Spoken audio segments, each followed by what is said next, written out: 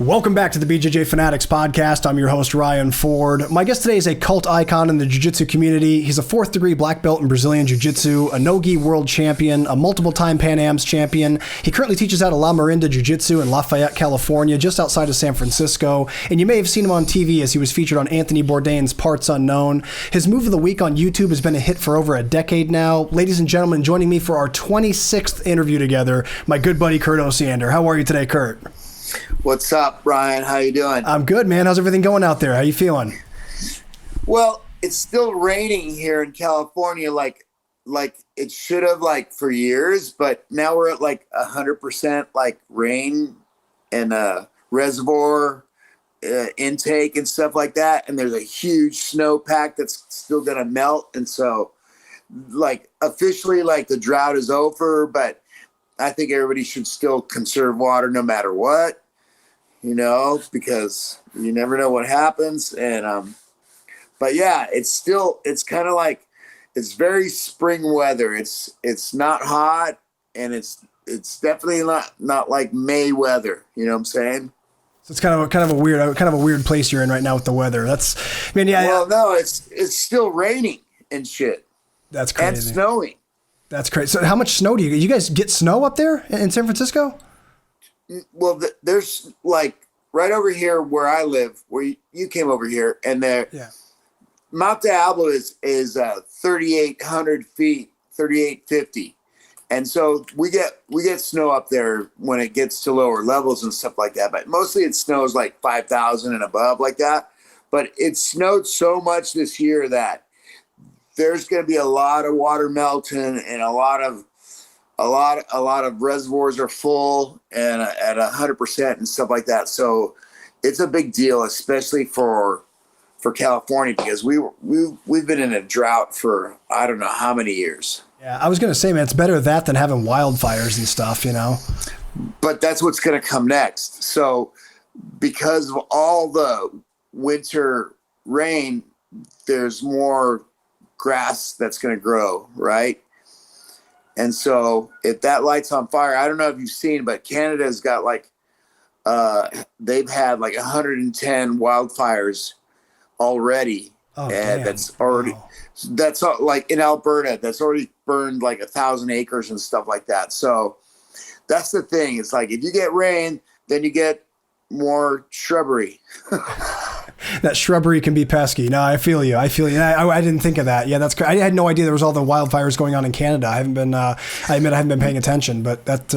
No, I watch the news in the morning and stuff like that. Kurt, let me ask you, man. Last time you were on the show, man, you were updating us on your recovery and kind of the state of your physical condition and everything. Have things gotten better since we last heard from you in January? Well, I'm definitely, my back doesn't hurt, my legs work, and I'm teaching classes and stuff like that, and I'm moving around pretty good. I haven't tried to do training. I'm teaching and doing the moves and stuff like that. But my doctor kind of advised me against doing live training and stuff like that. But this Thursday I'm going to start doing physical preparation classes and stuff like that. So we'll see what I can build up. You know what I'm saying? I'm just hoping. I just can't do I'm not supposed to run. I'm supposed to bicycle, and I have one in the house here, and then I'm supposed to swim, and I'm only supposed to do body weight, and then they're you're on blood thinners and this and that, and you're not supposed to do percussion sports anymore. And I'm well, I got good news and I got bad news. It's you have to Google me. You need to check who I am. Yeah. Yeah. So I'm just trying to get back. And so that's the next part here. And then hopefully I can start doing some house projects and stuff like that and get some of my shit together, which is really taking a long time for me to get my shit together. Well, dude, the fact that you're not in pain anymore, that you're not in pain in your back and that your legs are working, that's huge, man. Because I know that was something that, even just sitting around, sitting in certain positions was excruciating for you. So I'm really happy to hear that. It's really cool. No, I mean, I can jump around and do my moves pretty fast. And I really concentrated a lot on my teaching. So I'm moving around really good. I mean, and stuff like that. But I'm kind of nervous. Like if I get percussed or whatever, and they're like, no, you'll get a fucking blood clot. And I'm like, fuck. So we'll see what they say. Well, dude, I'm really happy that you're doubling down on the teaching, because for the listeners that missed the last episode that Kurt and I did together back, I think it was January or early February, you were in a real tough mental spot, because you were kind of at the point where you were trying to let go of the idea of being a competitive athlete and just focus on training. And I said, dude, that's the perfect phase of your life right now. I mean, dude, you're such a knowledgeable, experienced guy on jiu-jitsu. You're so beloved by the community as well, that, man, being in a teaching role and being a guide to those coming up through the journey is a tremendously great spot for you to be in, man. So I'm happy you've embraced that. Yeah, it's just really hard to let go of the other part. I know. But man, I like I said last time, I think that there's tremendous significance and meaning to what you're doing now. Obviously, competing and getting out there as an athlete is obviously an incredible thing as well. But I think it's deeper, man. I think when you're giving back to other people, there's a lot to that. You know, there's scientific research behind the benefits of your own health when you give to other people. So I'm happy to hear that, man. Yeah. That's the fun part, you know. Yeah. Now, speaking of teaching, you've also been traveling. You did some seminars. So tell me about your seminars. Where'd you go? I went to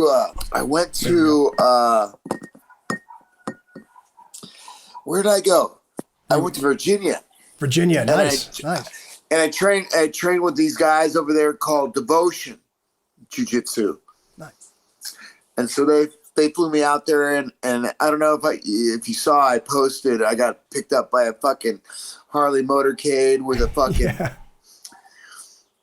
it's like a bike, like a biker club picked you up from the airport, right? It was really cool. And then I went out and taught at their place and everything, and got to hang out with them, and fucking got to meet some really cool fucking guys and really cool people, and then shoot some fucking guns and shit like that. Well, you know, shit I like to do. Yeah. I saw you firing off some rounds. Yeah, were you guys shooting shotguns, or what was that? You were. I was shooting some ARs and an automatic Beretta shotgun skull. This one guy I met out there, he had a bunch of fucking guns, and he was cool enough to let me shoot his guns and shit. Awesome. That's really cool. Yeah, it's fun. It's fun when you can get out to a range like that way, because it looked like it was all outdoor, open range. I don't think you understand. Yeah. They got fucking, like, I don't know, but I'm sure it's really a lot easier to own a lot of land in other states than in California. But these guys have a lot of property, and so you got a lot of property, and you can, like, I think I'll walk outside naked with 2 machine guns. It's like just freedom. Yeah.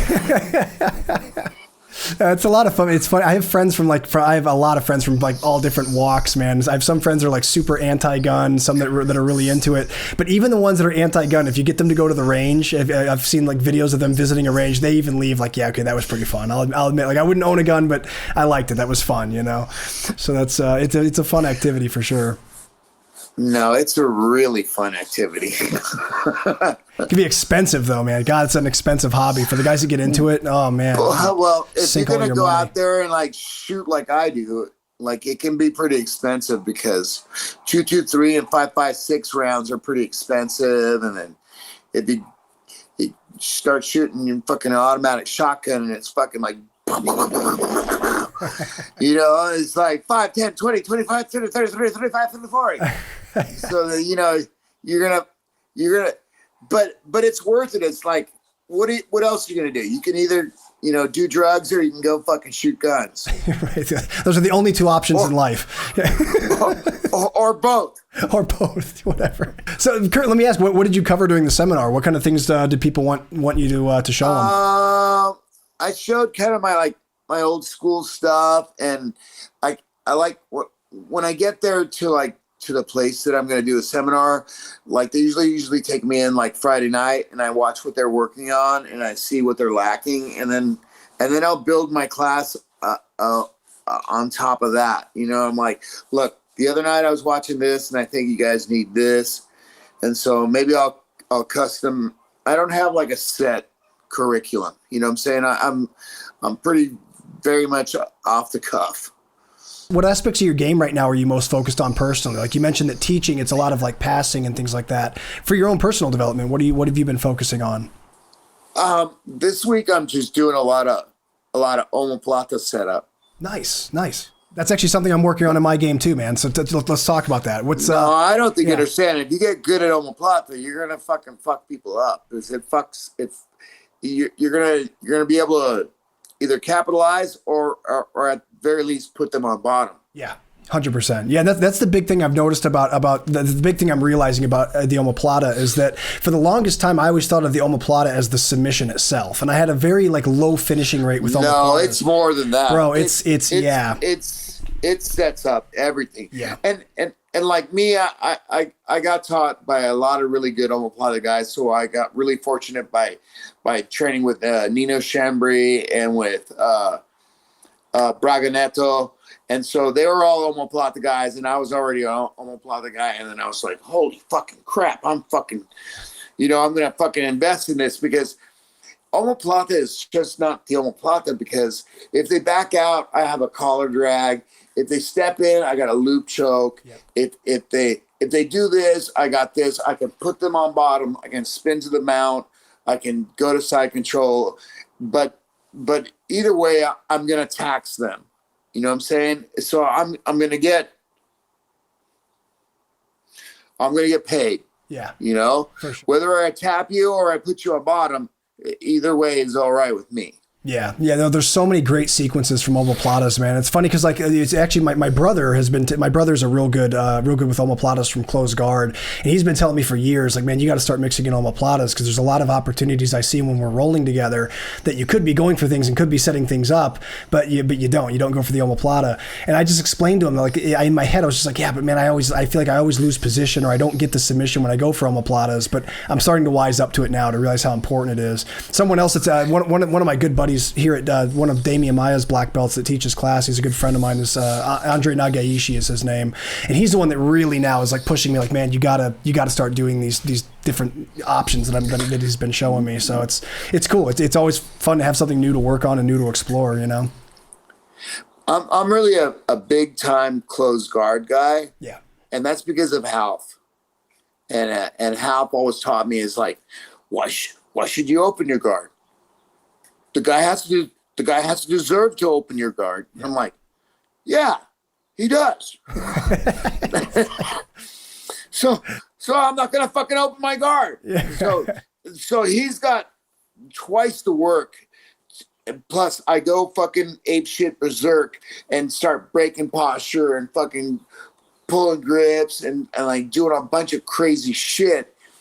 And so it's true. It's like, why should I open my guard? Why should I jump to open guard? When a guy jumps to open guard on me, I smile.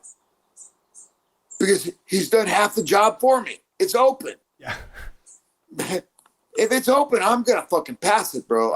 I'm pretty confident in that. And so I never jump to open guard. I jump to closed guard, and then it's going to be closed until I want it to be open. And therefore I have the edge already.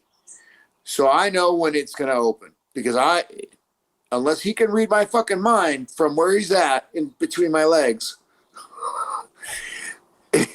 I'm going to open it when I want it. And so I got the jump.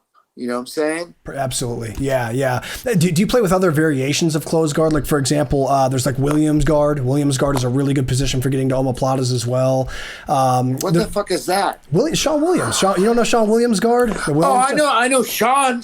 Yeah. But I don't know what the Williams guard is. Oh, okay. I'll have to send you a picture or a video or something. But basically, it has to do with with an overhook of the arm. So you're overhooking the arm. Kind of through underneath your own thigh. I'll show you a picture. It's easier to show you a picture. Like this? Yes. Oh, well, yeah. If I put my leg over my head. Don't G.I. Joe your leg out, bro. Please don't dislocate your hip. If I please. do this like a stripper. Yeah. Worst club experience ever.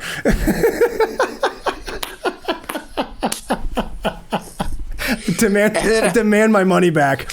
Oh, Christ.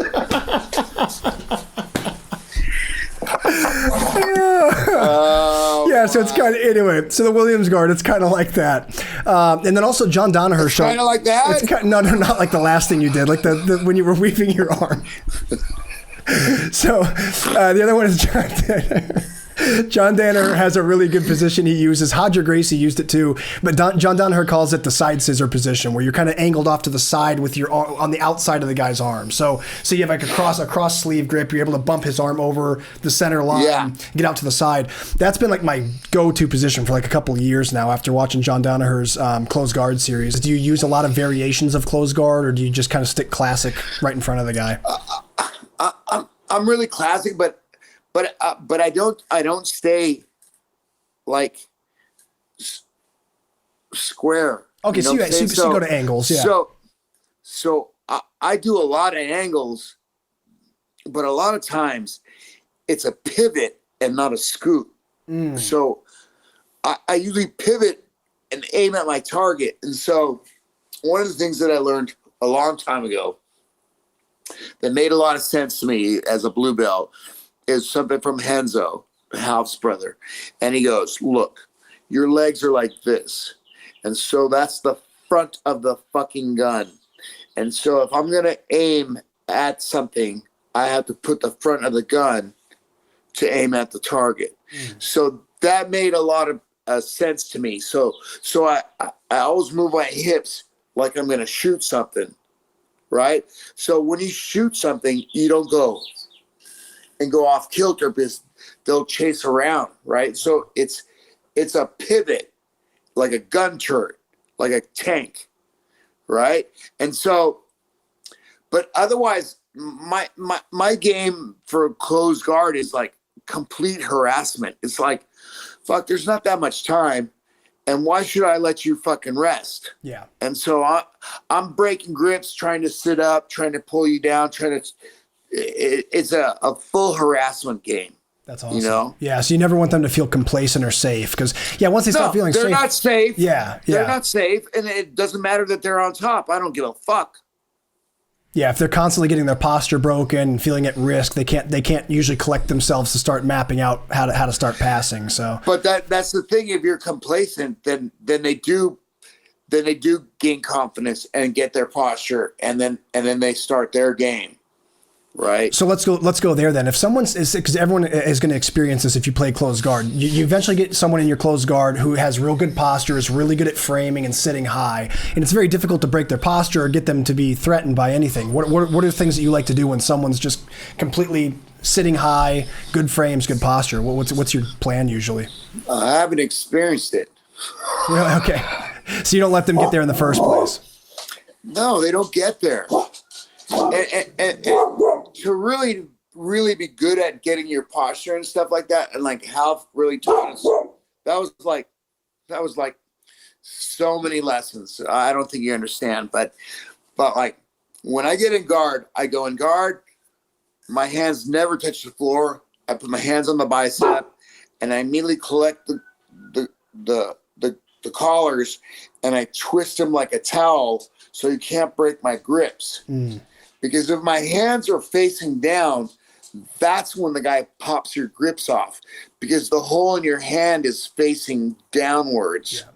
So as soon as I grab my grips, I twist them like this. And if you pull me towards you, I'll slide that right into your neck. Wow. Right? But my back elbow is blocking your hips, so you can't go after my exposed arm. Yeah. But these are all like really, really base fundamentals and stuff like that. But you'd be surprised, these guys get away with fucking murder and get up, and it's only because, you let them get up and push your legs open and stuff like that, Yeah, well, there's so many subtle details like that in jiu-jitsu that I think sometimes get glossed over, because it's something you learn in the beginning. A lot of people learn in the beginning, but they might forget along the way as they're developing their game. So I think it's really good to always, like you said, be focusing on those little things, like your hand positioning and the position of your palm to prevent people easily breaking your grips and things like that. The important thing is like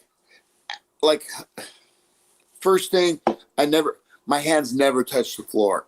Right. And that's the thing that you see a lot of the MMA fighters like jump into fucking people's guards and put their hands on the floor. That's not a good thing. It's begging for kimuras. Yeah.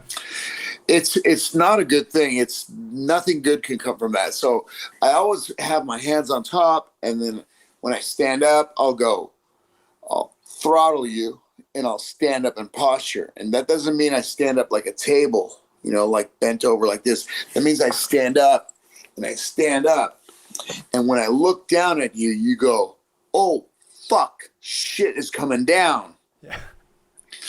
And they open their guard, and then I pass their guard. But if you stand up like a table, they start trying to fucking arm lock you, leg lock you, et cetera, right? So it's kind of like a sickness, right? You catch the cold, and then it gets worse, and then all of a sudden you die. Okay. That progressed really fast, man. Geez, from a cold. Yes, but that's what it is. That's how catastrophic it can be. It can be, for sure. Yeah, I also like the mental picture there of standing like a table, like you said. You can also be real susceptible to sweeps and things like that. Ideally, as the guard player, you want someone based out, widely in a wide base like that, so that way you can start manipulating, isolating branches and legs and stuff like that. Absolutely. So let me ask you this, man. When it comes to omoplatas, let's go back on that route if you don't mind. So what are some of your favorite options? Like what are your most high percentage things that happen when you go to omoplatas usually? Dude, usually what I'll do is if the harassment from the guard causes them to like freak out and be in my guard, I'll open up to butterfly guard. And so then I bring my knees in, and I put my feet on their hips, and I open my knees really wide, and that brings her posture down. And then I get a collar grip. Now I've got everything I want. I got a sleeve around my knee. I know it's up towards my knee, not down by my shin, because they'll close your leg, right? So I keep it up towards my Osgood slaughter, and I keep it fucking tight, and I keep it wide. And if I have that collar grip, I'm going to start to trigger omoplatas on the left side, right? And I'll push their leg with my right foot on the inside of their thigh. I won't drop it down to their knee, because I just want them to skid out just a little bit so that they start to yaw, right? And then I'll trigger an omoplata. And what I usually do is I kick my leg through really long, and I downshift like I'm fucking in a Chevy. You know what I'm saying? Yeah. And that makes their arm go like this. So I have my version of it, and then I always step on their back, and then I clamp my knees together, and I turn my hips off of the back pressure of my knee hitting their body. Nice. So then I get my hips out, and it gets very strong, and I do Suzanne Summers with my knees, and then I've got my setup, and then I'm good, because now I know you, and I grab both their collars. I grab both my hands in their collar, and I know they can't roll, they can't jump, and they can't do anything. So then I go from there. So once my setup is set up, I know that there's only a few answers that they can do. And so if they can't dump out, they don't. And if I sit up, I'm going to switch my hips over. I'm going to dump them on bottom, or I'm going to finish the omoplata, right? Or I'm going to go crossbow, and I'm going to put my foot underneath my knee and my foot underneath their chin and break their arms straight, right? So I have so many answers, because I know the trail that I'm going to chase them down. You know what I'm saying? So, and that's what I was teaching you today. I'm like, look, you just got to get this in your head that I know which way I'm chasing this guy. And it's like I'm hurting him. So every time he goes, oh, shit, and he runs this way, I go, I knew you were going to run that way. Nice. Yeah. Right? So I knew you were going to run that way, because that's the only way I'm leaving you to run. That's awesome. Right? And so that's what they got to get good at, is like the entrance. Because once the entrance goes in really good, that's where we're going to get the how can I say, the truthful answers, right? So if I question you this way, you're going to give me the truthful fucking answers. You know what I'm saying? But if I don't ask you truthfully, why would you give me the correct answer? So I have to ask you very abruptly the question so that you give me the truthful answer. Yeah. So if I fake my attack, how can I get a truthful answer? Yeah. Yeah, you have to get real responses. Yeah, for sure. No, I have to get a truthful response. Yeah. Right. Awesome. And so that's what I always teach my guys. And I'm like, hey, this guy's not gonna fucking answer your question unless you fucking poke out his eye and fucking put something up his asshole.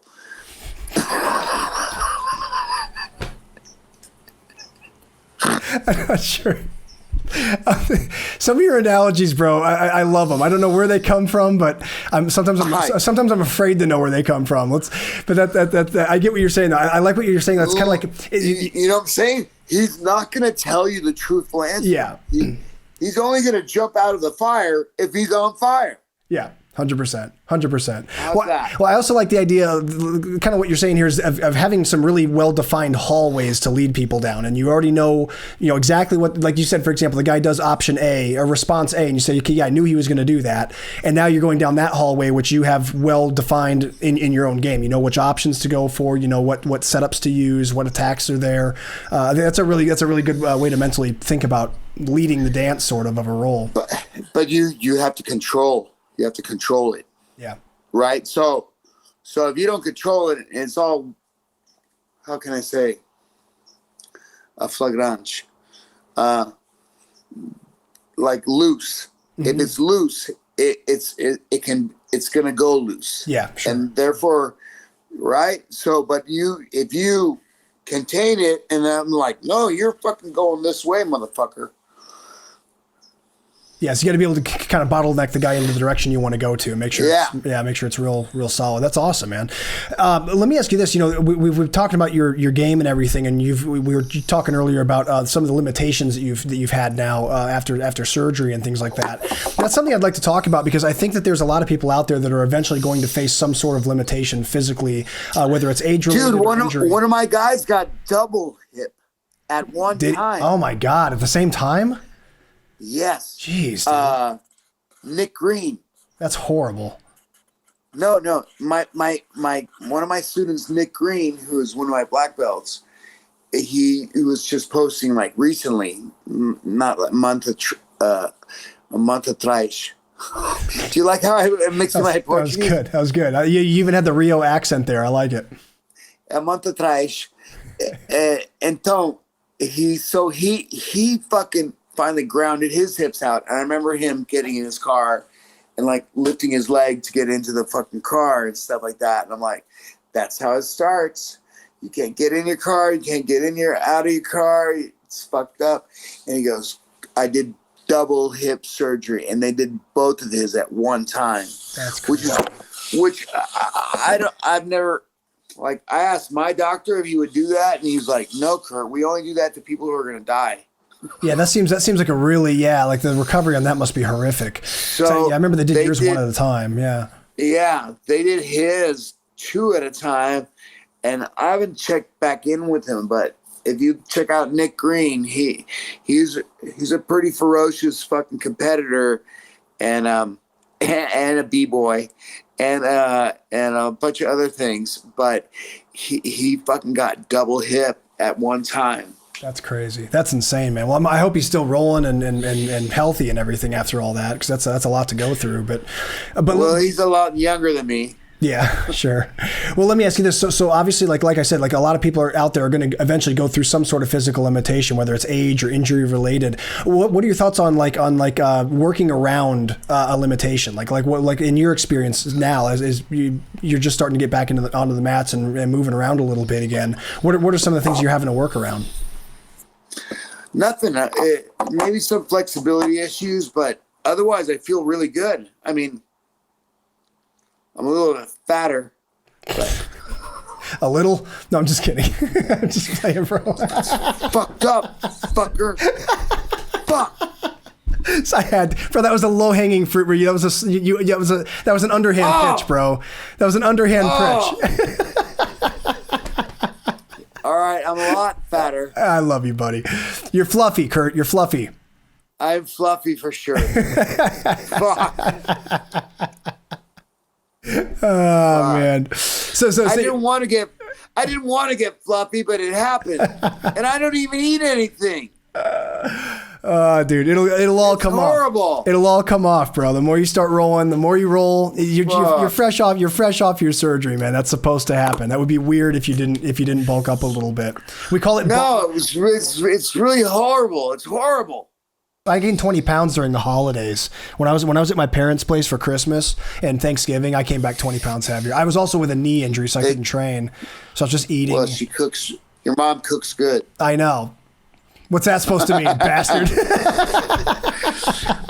Well, I would go hang out there. I would go hang out. Yeah, you son of a bitch. Stuffing and mashed potatoes every day. Dude, it'll melt off. Don't worry, it's gonna melt off. But dude, so with that said, what advice would you give to people who are out there who might have a physical limitation and they want to keep building their game, they want to keep developing? What's the best way to evolve your? You have to modify. You have to modify. It's like, oh, I can't do this. I have to do this. So you start pulling people to a certain position that works for you and for your body, right?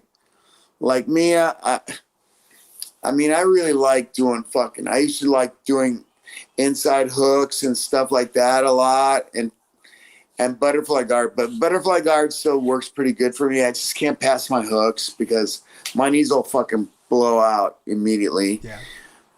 But otherwise, I always go closed or half, and half is really good for bad knees. Yes. Yeah, and well, that's perfect because that's a huge part of your game, man. Half guard is something that you use you've used that for years, even before your injuries and surgeries and stuff. Yeah. So it's kind of lined you up perfecly to be. Well, I've been injured for about 30 years. That's true too. That's true too. Yeah. I meant the big surgery related, the surgery addressing one. Yeah. But still, I mean, I think it's really smart that you played that game for a long time, because now that you're in the position you're in, you're like a master of this position that keeps you really safe. So that's a smart thing. Is that something you typically recommend people doing? Is picking, even when you're young and healthy, picking positions that you can do forever? Yeah, but also like. The big thing now after all my training and stuff like that, is like, know when you're injured, know how to rehab, know when to take a break, right? So that's the thing, is to recognize your injuries, and even though you're fucking a psychopath like me, be able to restrain yourself and go, fuck, I need a break. I need to fucking heal this, and then go back, So it's about being smart, which I wasn't. And then once again, my coach wasn't. Dude, there's so many great stories that you've shared over the years of the old school days at Half, man. Do you have one you haven't told us yet? Can you think of something? Just give me like a funny or a crazy Ralph Gracie training room story. Take us back to when he would bring his giant fucking Rottweiler from fucking Brazil that was like 120 pounds, named Hodak, and he would come in and he would walk in the academy and he'd go, and the dog would chase us around and bite us. Oh no! And he'd be like, "Good dog, come here." Oh my god! After we all sprinted around the room being bitten. Oh. Keep your cardio up at least, huh? No. And one time he brought me over. He's all, "Come in here." And I'm all, "Where?" And he's all, "Let's go in the garage." And I'm all, "All right." And he took me in the garage, and he's like, "Hold on, get him." And I was like, "What the fuck?" Is there anything you can do to the dog? Like are you able to defend yourself at all? Fuck, what are you going to do to a 120-pound fucking Rottweiler? You can't like take his back or anything? He came towards me. And I was like, "Ah," and I just put my arm in his mouth. Oh, shit. Dude, there's been crazy stories of like kids. There was actually, I think there were 2 kids out in LA that trained at the Gracie Academy or something. The one little brother got attacked by a pit bull. The older brother choked it out with a rear naked choke. Have you seen that? Have you seen that story? But that's what Ralph did when he was little. He'd fight the dogs. Yeah. That's all you can do to those fucking dogs. Choke them. Yeah. You either stuff your fucking hand down their throat so they can't chew you, or you fucking strangle them. The dog locking on top of, like, and biting down and not letting go, they have massive jaw pressure, which that's why they're called land sharks. Yeah, right. And luckily, both my pit bulls have been just fucking really, really good dogs that only hate cats. That's it. Just cats. Cats and turkeys. Cats and turkeys. You have turkeys out there. There's turkeys that walk around on my front lawn. No shit. Big really? Ones. Wow. Yeah. Oh, that's pretty cool. And I almost went out there and shot them with my crossbow. But my neighbors are like, you can't shoot turkeys on your... Why? There's fucking lunch. He'd make a perfect sandwich. Why not? There's lunch right there. No, dude. The other method I've seen people use for dogs, like if a pit bull's locked onto somebody. I've seen it on video and I've heard people talk about it. You give them an oil check. So the thumb up the ass. Bar. You put a fucking pry bar or you... No, dude, oil check. That's what I'm saying. Anytime you put something up somebody's ass, they open their mouth. It's gonna problem. It's at the very least it'll make them reconsider immediately what they're doing. You know. That's Kurt's. I'll let go of you if you fucking put a thumb up my ass. I'm gonna fucking let go. I'm gonna go. What the fuck? Oh yeah, that'll definitely make you reconsider your life choices for sure. For sure. Now, look, wrestlers always talk about that. And so wrestlers, they're vile creatures. And they always talk about it.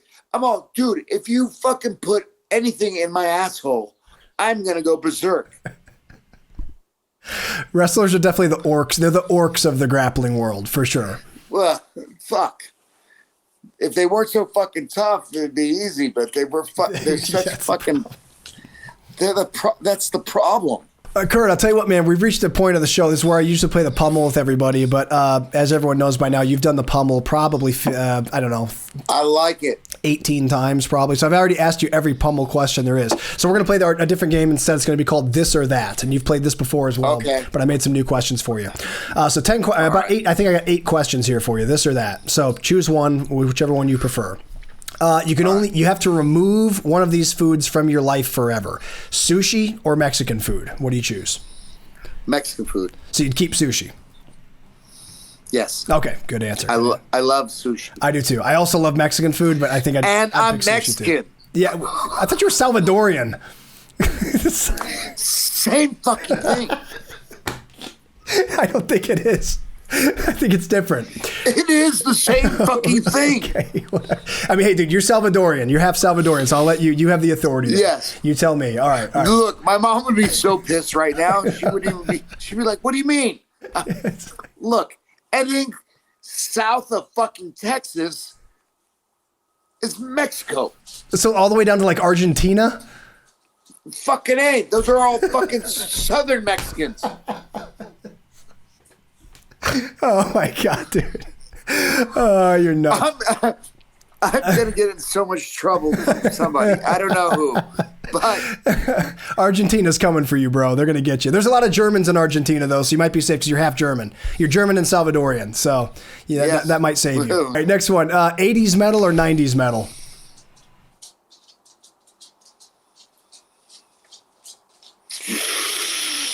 '90s. 90s metal. All right, cool. Awesome. Horror movies or comedy movies? I like comedy more. Nice. Comedy. That's surprising. I thought you would have picked horror. You surprised me with that one.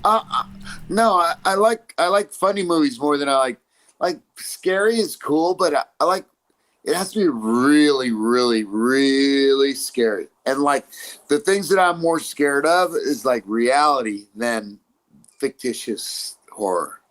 I feel you on that. Yeah. So for a good horror movie, it's got to be something that's slightly based in reality for you to like, enjoy it. Have you checked out Missing 411? No. What is that? You got to check that out. It's a police officer who's compiled a bunch of like missing people, which happens in Northern California, where they are suddenly separated for like 8 to 10 minutes, and that person disappears. Oh damn! Like indefinitely. Indefinitely, like they're never found again, or they went missing from that spot, right? Which is like very close to proximity to the person, and they're found miles away, naked and dead. Damn, dude! And is this like a docu series kind of thing? Like it's like an investigation? No, it's a book. It's called Missing 411. Oh, okay. So he has parameters, and so the parameters are this: it's close to a lot of granite. Bloodhounds don't pick up a scent. There's some sort of weather system, and the person is found miles away. Wow. And this is all Northern California shit. And so everybody's like, Kurt, you and your Bigfoot crap is a bunch of shit. And I'm like, fuck you. I'm like, fuck you. There's something out there grabbing people and dragging them back to their lair and then having their way with them. Who knows how? Well, I feel like you threw that detail in there. Are they finding evidence that something had their way with them? No. Okay, so you threw that in. Okay.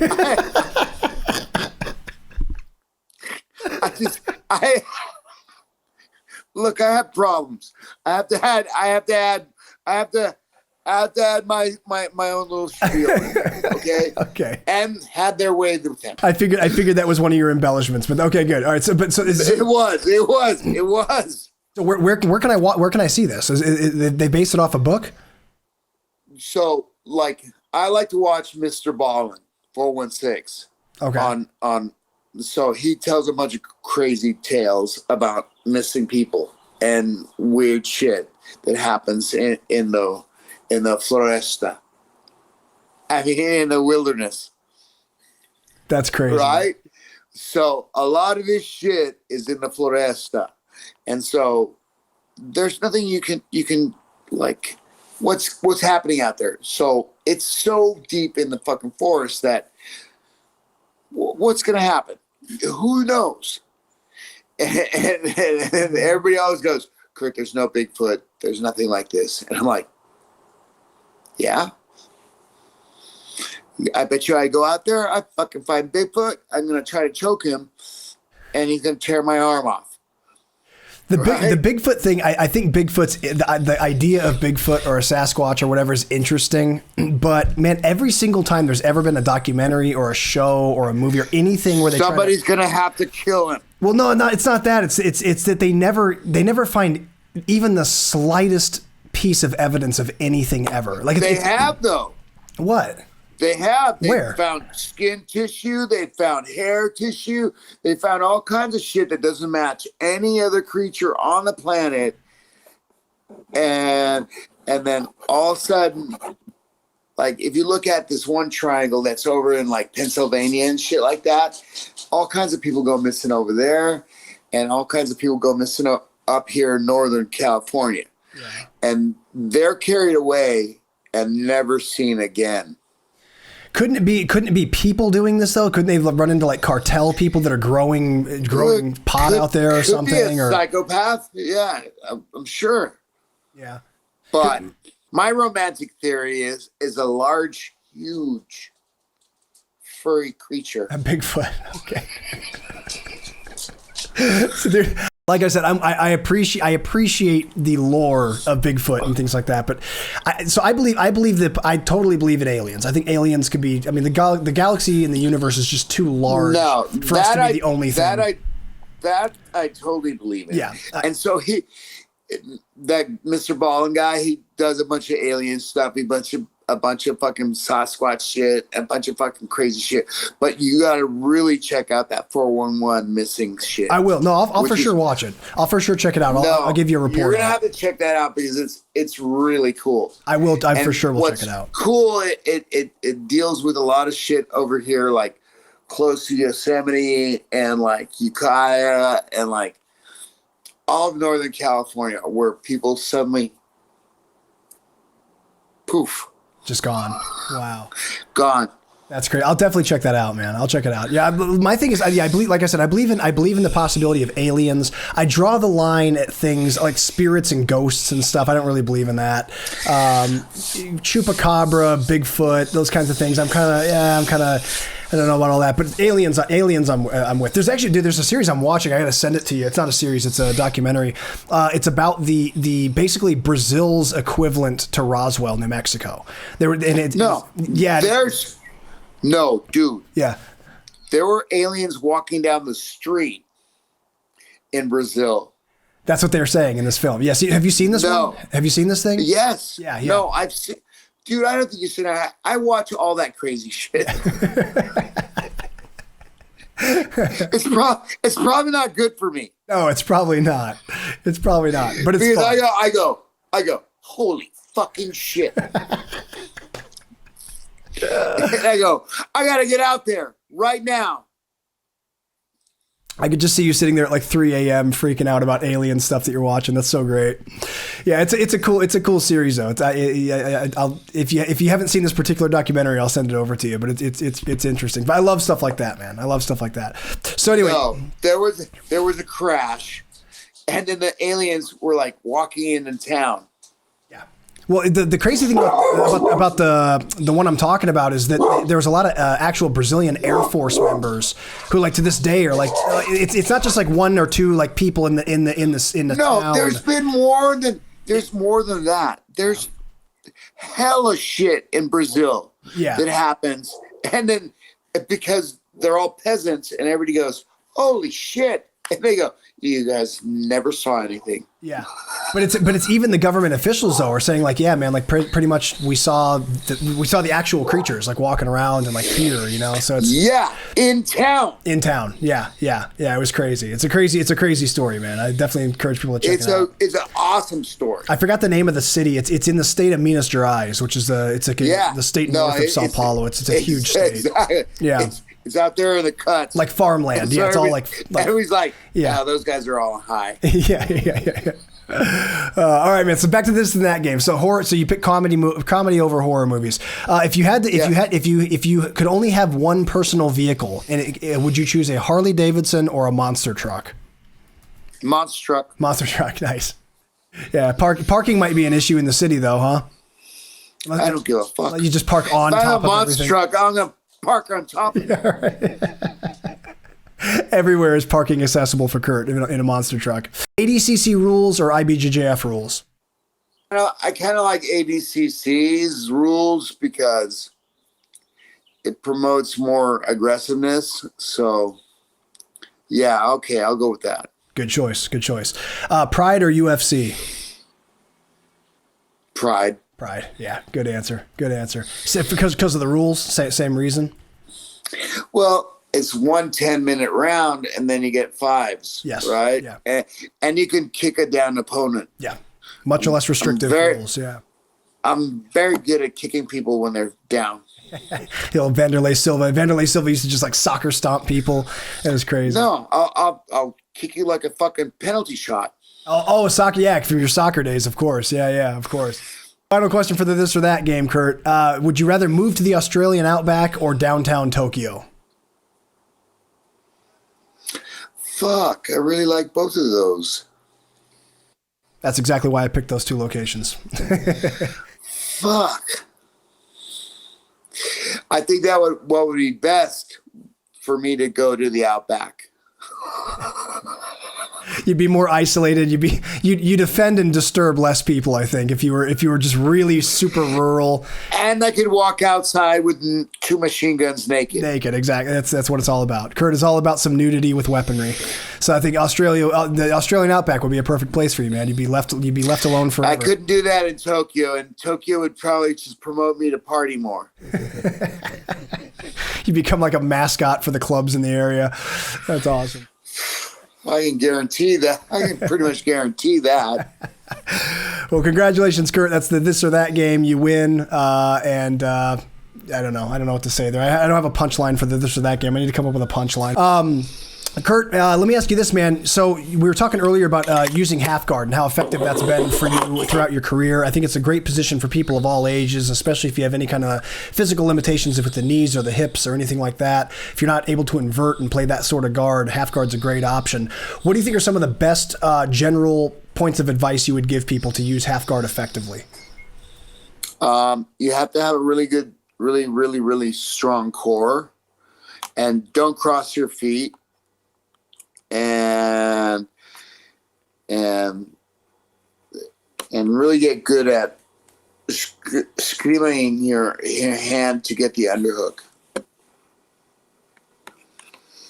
Learning how to fight for the underhook. But that comes from being on your side. If you're at all like on your back, your screaming is gonna be shit.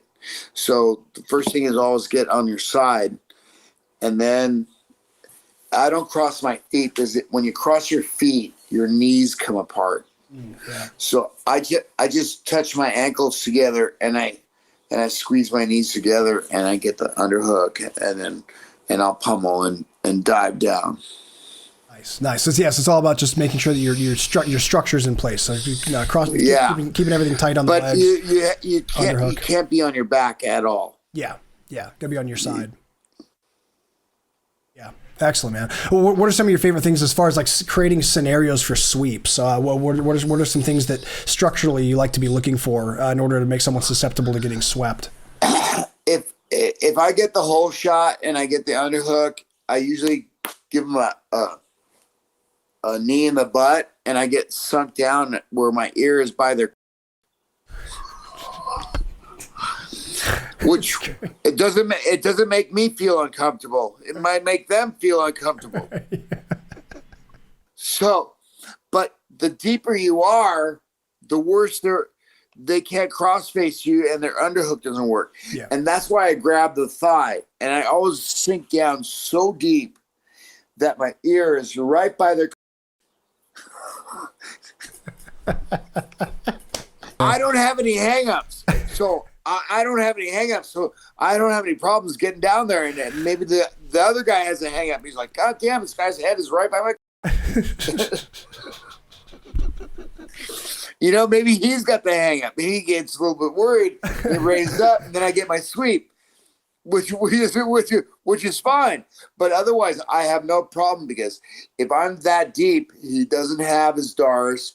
He can't get his underhook whizzer is very weak, because if I go around his back and I hug his lower back, that's where that whizzer gets fucked up and can fuck up his shoulder. Yeah. And then he throws a uchimata, like a low level uchimata and stuff like that. But if I grab his thigh and I get my head right by his, he gets a little worried. Yeah. I appreciate all these customized demarcation lines that you're throwing at us here, Kurt. All these points of reference on the map of the half guard. If I get down there and I'm like fucking like tucked in like this, he's fucking concerned.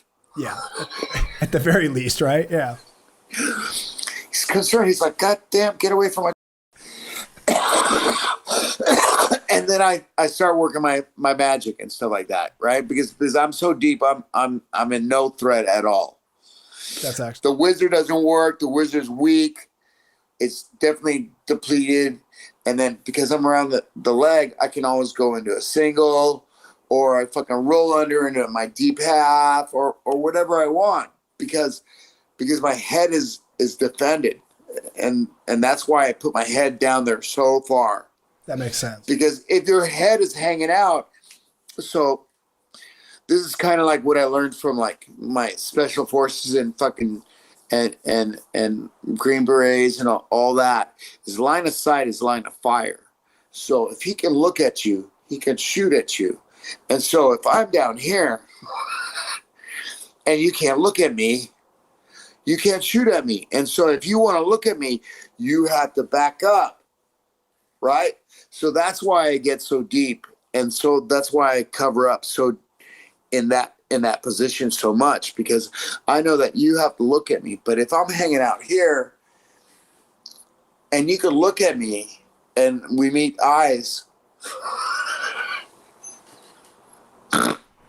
dude, shut up. You're so Shut stupid. up, Ryan. You're so stupid, dude. I just do that to be fucked up. You're trying to get me to crack, bro. You're trying. Go ahead. Keep going. I'm doing it on purpose. What do you think? And then if I look up at you and you look at me and I look at you. And you see the sparkle in his eyes. And I blink twice. Shut up, Ryan. You're stupid. So, needless to say, I don't want him to look at me, little puppet. So you keep yourself as low as you can to avoid any uncomfortable eye contact. To avoid any uncomfortable. And then of course the secondary benefit of that is that you can eventually get a sweep, but it's mostly just to avoid the uncomfort. Yeah, I got of course. What's your number one option from half guard? Like if we took a data of all of your half guard success, what's the number one item? But my success point is getting that deep and going in that single. And getting the palm up grip on the pant leg, because I know I'm going to go to my knees. Yeah, I know it. You're going to come up on the single. I'm going to come up on the single, and if you push into me, I'm going to fucking take you over. And that's kind of like my fucking 90%. So that's basically like I'm always going to try to get into my positions that are going to be like, I'm not going to go for my 5 out of 5. My 5 out of 10s. I'm gonna go to my 9 out of 10s. Right? Makes sense, right? Totally. Yeah. Of course. What are your highest options in no-gi? Did you find that what you do in no-gi is much different? Same thing. It's pretty similar. Same thing. Cool. So you don't rely too heavily on lapels and grips and stuff. It's more about position. I don't need them. Yeah. My game is really easily. How can I say? Like transferable. Yeah, it's like when you translate. Yeah, my game is easily translated, either or from both of them, because Half made me do a lot of gi. You don't have to do no gi to be good at no gi. You have to fucking do a lot of gi, and then you change it a little bit, and then your no gi game will be fine. The important thing is to realize when you're going to get fucking punched. Yeah. Yeah. All right. And so I got lucky and had Half as my teacher and learned this is where the guy is going to fucking punch you hard. The old school approach. Yeah. Exactly. The really old school approach. And so we all learned, oh, fuck that shit. I'm going to get fucking punched here. And so if I'm here, I'm not going to get punched as much. And luckily, he can't elbow me to my spine. That's an interesting thing, man. Like depending on the generation that you came from, or the generation that your instructor was really heavily in, it can really impact the way that you view your overall jiu-jitsu. Like, obviously someone like yourself that came from a real old school background, that it was still very tightly tied to MMA and fighting. Headbutts yeah, were still legal. Yeah, and I was really good at that. Yeah. Dude, headbutts are a game changer in a fight for sure. No, I don't think you understand. I have a really protruding subdural lobe. Yeah. So I'm very good, and for some reason I have a thick cranium. And so I'm really good at fucking headbutting stuff. And I used to crash into stuff in high school, like lockers, cars, other people, things. Right? And so I was good at that. And they're like, fuck, Kurt, you can crash into things with your head and you don't even go unconscious. And I'm like, no. And so I was like, okay, remember, always headbutt from your hairline up. Yeah. Not here, right? And then right as soon as fucking UFC came out, they're like, no headbutts. Yeah. That was like, the first thing to go. Fuck. Yeah. Right? So because that would end a fight. That's gonna end a fight. Especially in a street fight. Yeah. Needless to say, I've had to run for the police a lot of times. Dude, I caught a nasty headbutt one time when I was working security many years. I was a blue belt still, and I was really good. I was really good at getting to the clinch. Like if punches started flying at the bar or clubs or whatever, I was real good at closing the distance and getting in and getting to a clinch. And I remember one time I got to a clinch and I was kind of controlling a dude against the wall while everyone else was kind of getting like all the other security team was trying to like isolate people and kind of restrain them and just break this thing up. So I'm kind of holding this dude and he seemed like he was calming down. So I kind of looked back at the other guys just to see what was going on. And that space right there, he headbutted me right in the eyebrow, man, opened me up. And ever since then I've been like, yeah, okay, headbutts, like that's a thing. I got to make sure I keep my head like tight to you and don't give you that gap that you can hit me with. So when I first, like 98, when Ralph Gracie San Francisco opened up, so there used to be like a mezzanine area, and so we had a bed and TV and a microwave and shit like that. And so I would stay over there on the weekends, and I would sleep over like Thursday, Friday, Saturday, Sunday, and then sometimes Sundays. And so I would do security at all the clubs, like the Trocadero. There's another one over there in I did so many clubs. And so I walked in to get a job at this one place, and they, of course, they hire all Samoans. And so these guys are huge. And I walk in and I'm like, yeah, I'm here for the security job. And they're like, what the fuck are you gonna do? I'm going to kick the fucking shit out of you is what I'm going to fucking do. And they're like, no fucking way. And I'm like, yeah. And so like, they're like, put down your application. I fill my application. I'm like, brown belt, Ralph Gracie Jiu-Jitsu, blah, blah, blah, work clubs and stuff like that. And then these guys would be like, let's see what this little fucking guy can do. Let's post him up over here in the fucking most problem section. And these guys would come at me. I'd be like, blam, fucking throw them on the front, fucking take them out by their fucking shorts through the fucking side door and shit like that, into a puddle in the alleyway and shit like that. And the guys would be like, oh my God, no fucking way. But those guys, they ruled because of their size. Right. You know what I'm saying? 100%. Yeah. Now that was an obstacle I had when I was working security too, is that I'm not like small, but I'm also not big. I'm about, right now I'm 175, but at the time I was about 200 pounds. I'm 6 feet. So, but like you said, they want to hire like these big, like jacked looking dudes, or like at the very least, like big, thick looking, like you said, like the Samoan kind of guy. It's a rugby player. Right. Exactly. And so if you don't look like that, it can be harder to get in. But I always say that for anyone out there that goes to bars or clubs and stuff, it's always the guy that's not the huge jacked guy that's employed as a bouncer that usually has some kind of training or military background or something. So he's the one to really look out for usually, because he actually knows something typically, you know. Me and my buddy Guilherme, okay, we worked at the Trocadero. And so, fuck. So the Trocadero was a really popular club in the city. Okay. And so I speak German. And so one night we're like sitting there and we're like, do. And these guys come in and I'm like, who the fuck are these guys? And they're like, hi, we are Ramstein. Oh, no way. Ramstein showed up. Okay. No way. Okay. And so they're playing that night. And I'm talking like full Ramstein show with the fucking cod piece and the fucking grinder on the fucking cod piece and all kinds of mayhem and fucking craziness. Wow. No, it's crazy. And so,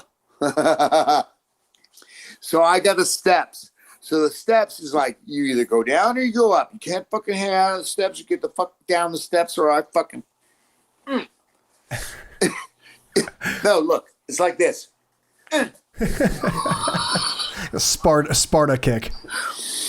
It is. Sparta. This is Sparta. No. And so, needless to say, that show starts off, and I'm like, oh, was ist los? What's cool? What's up?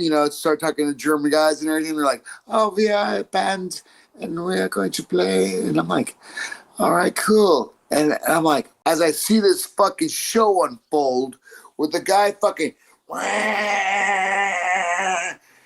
with sparks flying off his and something humping another thing on the stage, and I'm like, it's always a very strange thing, no matter what it is in the city. Yeah. San Francisco's got that reputation for sure. That's crazy though that you were working there and Ramstein shows up. That's wild, man. No, it was really cool. We used to see, I see a lot of, in Atlanta when I was working, I used to see a lot of rappers that come through, a lot of athletes. I don't think we ever had any like rock stars or anything come through, but a lot of like big name, like rappers and stuff like T.I., Ludacris, Lil Jon and the East Side Boys. We'd see Gucci Mane.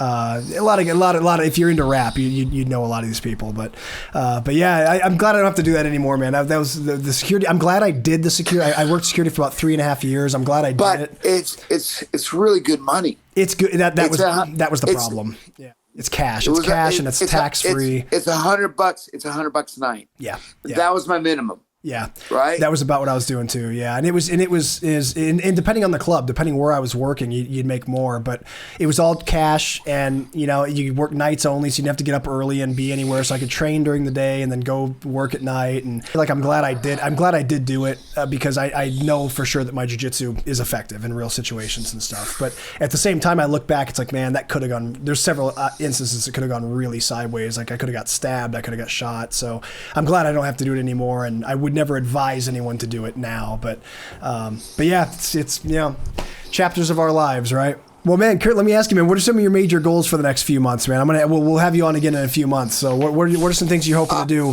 for the summer here? I'm hoping to start some physical therapy and like get some strength training and get this fat belly off my body, since you said that I'm fat. I didn't say fat. Come on. Oh, cool. I said you're fluffy. I said fluffy. Since I'm fluffy. You're fluffy, Since Kurt. I'm fluffy, I try to not get fluffy. I'm going to try to unfluffy myself and get my house together. And that's about it. And do a bunch of seminars as much as possible. Awesome. That's outstanding, buddy. Well, dude, Kurt, it's always great to chop it up with you here, man. I appreciate you being here and always being readily available too, man. You're someone that I can always rely on to be here and give us a good interview and give us good advice. When anybody flakes on you, Ryan, you can always call me. You are Mr. I'll always talk a bunch of fucking shit. That's why we love you, man. We absolutely love you for that. So thank you. For anyone out there that wants to keep up with Kurt, it's really easy to do so. He's active on Facebook, social media. For social media, he's active on Instagram, Facebook.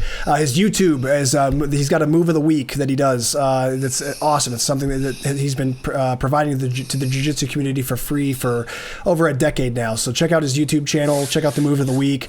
And also, guys, if you want to learn from Kurt, he teaches at La Miranda Jiu-Jitsu just outside San Francisco. So make sure you drop in.